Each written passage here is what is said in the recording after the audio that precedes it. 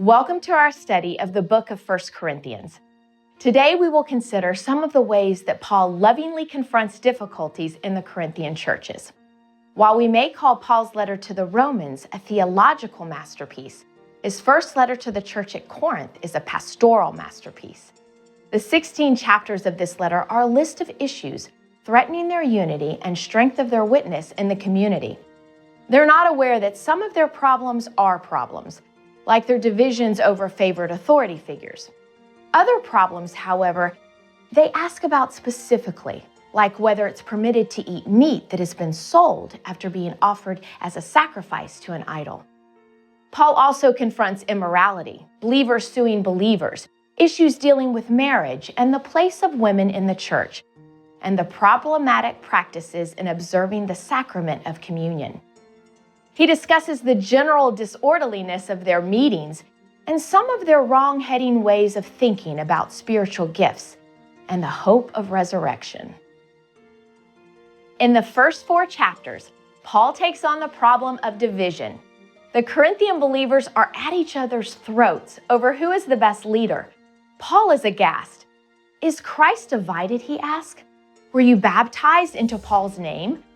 The Apostle Paul suggests that if a Christian is divided in this way, there's something wrong with his or her relationship to Christ, and there's also something wrong with his or her relationship to that leader. For the Christian, it must always be Christ first. Paul gets the Corinthians and us to think about the true and only dependable source of our faith, Christ, who is not divided. Any leader who intentionally makes himself the conduit for the worshiper's approach to Jesus is a false teacher who is not to be trusted. Any worshiper that makes a human leader their conduit for approaching Christ has put himself and that leader in a dangerous position. In chapter 5, Paul confronts the problem of immorality.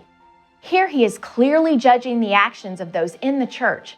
We know this because in 1 Corinthians 5:3, Paul actually uses the term judge in regard to a man who is sinning with his stepmother in an adulterous relationship. He writes, "For I, on my part, though absent in body but present in spirit, have already judged him who has so committed this, as though I were present." Paul rebukes these people because they're not judging that man. He goes on, "I wrote to you not to associate with any so-called brother, if he is a sexually immoral person, or a greedy person, or an idolater, or is verbally abusive, or habitually drunk, or a swindler, not even to eat with such a person. Do you not judge those who are within the church? Remove the evil person from among yourselves." Many love to use Matthew 7:1 as a shield against all attempts made in the church to confront sin. With little insight into the contextual meaning of the statement, Christians and non-Christians alike love to recite, "Judge not, that ye be not judged." How would it even work not to judge anything at all? That would require the abandonment of all moral and ethical standards. The good news is the Word of God does not say, "Never judge." The critical thing about judging, says Matthew 7, is to judge yourself first. After you have judged yourself, then you will see clearly to judge your brother. You do have a responsibility to judge your brother, but you must apply the same standard to yourself first. This will keep you humble, understanding, and gracious. The Word of God says there are certain areas where you're not qualified to judge, for good or ill, like the area of motives, whether your own or someone else's. So don't judge in those areas. In chapter 5, however, Paul will say to the Corinthians, you must judge the believers in your church. But as Matthew 18 commands, be redemptive in doing so. There will come a day when every human being and all the host of heaven and hell will be called before the judgment throne.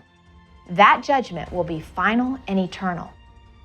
We also have the Grand Commission of God in Genesis 9:6, which says, "Whoever sheds man's blood, by man his blood shall be shed. For in the image of God he made man." Here God commands that men must bring the greatest earthly judgment upon those who strike out against fellow men. To do so is a high insult to their Maker, because men are God's image in the world, and as such have certain basic God-given rights that must be preserved. God grants this power of judgment to those appointed for the task in the creation of government.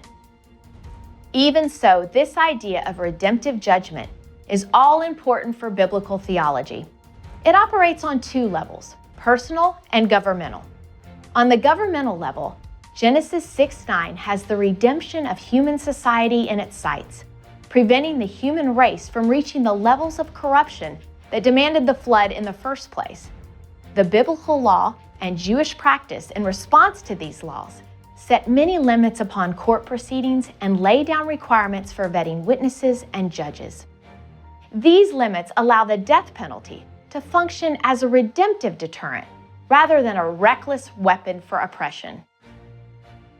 On the personal level, especially the administration of the gospel in the body of Christ, judgment is meant to secure repentance and redemption for the sinner.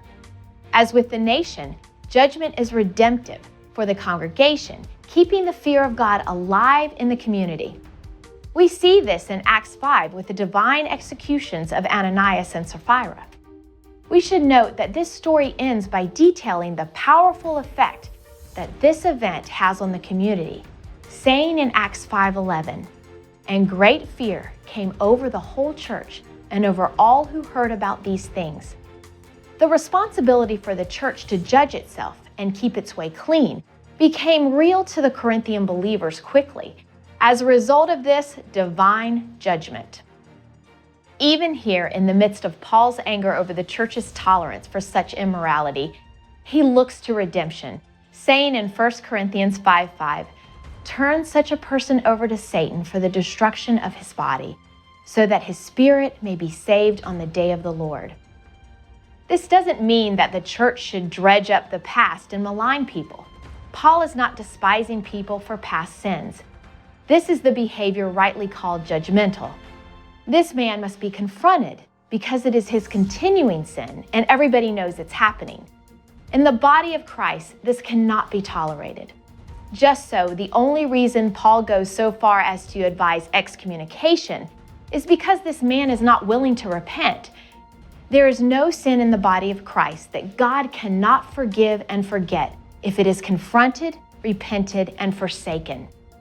Ongoing sin, however, must be challenged because holiness matters. We need an important caveat here, involving the common notion of forgive and forget. God, who knows all, including the secrets of our hearts, forgets our sins only in terms of not holding them against us in the judgment. For those of us in a Christian community, however, forgetting is a tricky proposition. First, while we can be forgiven of almost any sin in the face of genuine repentance, there are still consequences for our actions. Some sins involve criminal charges that cannot be ignored. Some sins are born out of deep character flaws that cannot be ignored. Some sins mar us in profound ways from which it can take many years of difficult discipleship to recover. Some sins are so serious in their impact that we must forever be on guard against potential relapses. We can be forgiven for what we have done, but we must never forget what we are and where we are in our sanctification process. We must recognize that as humans, we cannot see the heart, so there is reason for caution. We may be forgiven, but should a person who is engaged in pedophilic behavior ever be allowed to work with children? No. We may be forgiven past addictions and immorality, but should not a potential spouse seriously weigh the impact these can have on marital trust and intimacy before making a lifelong commitment? Yes, one should. Do some moral failures or dark experiences disqualify a person from ministry, or at least raise some serious questions about the wisdom of putting them in such positions? Some absolutely should give us deep reluctance. How many moral failures does it take before the very idea of restoration to ministry becomes a sacrilege? Forgiveness is a powerful grace, But forgetting is a highly questionable and complex affair in the community relationships like the church. Now in 1 Corinthians 6, Paul briefly confronts the Corinthians Christians' problem of taking each other to court, but then immediately returns to the subject of immorality. He takes sexual sin quite seriously, saying in 1 Corinthians 6, 18 through 20, "Flee immorality. Every other sin that a man commits is outside the body, but the immoral man sins against his own body. Or do you not know that your body is a temple of the Holy Spirit who is in you, whom you have from God, and that you are not your own? For you have been bought with a price, therefore glorify God in your body." In 1 Corinthians 6, 9 through 11, Paul writes, "Or do you not know that the unrighteous will not inherit the kingdom of God? Do not be deceived. Neither fornicators, nor idolaters, nor adulterers, nor effeminate, nor homosexuals, nor thieves, nor the covetous, nor drunkards, nor revilers, nor swindlers will inherit the kingdom of God. Such were some of you. But you were washed, but you were sanctified, but you were justified in the name of the Lord Jesus Christ and in the Spirit of our God." This is why the gospel of Jesus Christ is so exciting. It produces redeemed and transformed lives. The miracle is that they are changed. Whatever they were, they are not like that now. They have been washed, they have been cleansed, they have been born again. That is the miracle of the gospel of Jesus Christ. In 1 Corinthians 6, you see a demonstration of how the gospel of Jesus Christ can be the power of God unto a salvation that changes the lives of men and women and impacts whole communities through their witness. So Paul reminds us saying, "Such were some of you." Those are powerful words on multiple levels. To say, "I was like that, but I am no longer like that," speaks to the transforming power of the gospel and is a word of hope for those trapped in such patterns of life. To say I was like that, but I'm no longer like that, should make you the perfect judge. You should have compassion and understanding, but should also know how important it is for change to come. The key word here is were. They were that way and are so no longer. As we close, consider, can you say of yourself today that you were those dark and sinful things, but are so no longer? Is that sinful life a thing of the past, or are you still living a life in bondage to sin? The Word of God is clear. Do you not know that immoral people have no share in the kingdom of God? If you have not been freed and transformed, come to God today and be made new. If you have been made new, rejoice in the Lord's grace today and practice telling your story of how God has changed your life. Practice telling your "such was I" story. And this week, try to share your story with someone in your life you think needs to hear it. May God work through you to bring someone out of the darkness and into the light.